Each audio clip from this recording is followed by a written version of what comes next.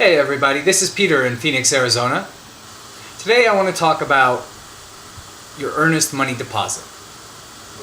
Now, every offer that gets written is going to have a check attached to it. That check is referred to as your earnest money deposit. You can't really make an offer on a bank-owned property without it. They're not going to take you seriously. The amount of the earnest money deposit really depends. If you're looking at a home that has been on the market for 60, 70 days, doesn't seem to have a lot of interest, it's $120,000. I would recommend that you go ahead and consider the lowest amount of earnest money possible. That keeps it in your pocket. You can structure your offer in a way that stipulates that the earnest money gets applied to your deposit. You can also direct it to go towards your closing costs, or you can have it just come off of the overall price that you wind up paying for the home. Now, the reason why you want to consider more than the standard 2% of asking price for your earnest money deposit comes into play when you're in a situation where you need to strategize in order to get your offer accepted.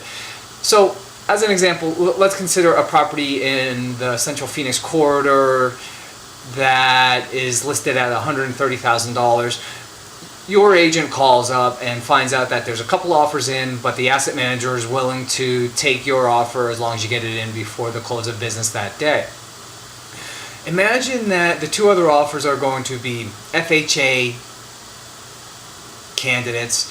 They're going to have a minimum down payment amount of 3.5%, and for argument's sake, let's say both of them are relying upon a low earnest amount, let's say $500 or $1,000 for each of them. If you go ahead and write your offer with a conventional note that's going to have a 20% down payment, one way to strengthen your offer even further is to provide a $5,000 earnest deposit. In the eyes of the bank, the asset manager, and the listing agent, your offer then looks what I refer to as a strong offer compared to the other two. You're earnest in your display of your desire to purchase the property by providing a $5,000 amount as your deposit. Now, there's risks involved with having a higher earnest amount. If the deal goes south, what happens to your money? Well, that's one of the main reasons why you want to deal with an experienced real estate agent is they're going to ensure that your exposure to that risk is limited. In particular, during the 10-day inspection period, when you have an opportunity to unilaterally, I should say, walk away from the deal really for any reason. Well, even though that your escrow check has been deposited in a trust account at the escrow company, you can get it back because you just cancel the deal within the 10-day inspection period.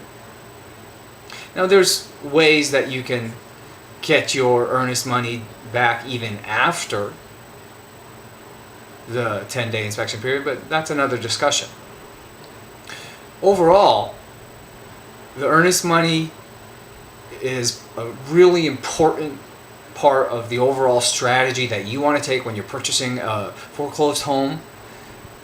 Be aware of the risks involved and make sure that you're dealing with a professional who can mitigate those risks in such a way so that you can get the deal, win the day, and not be exposed. Thanks so much for checking in today, and go out there and make it a great day.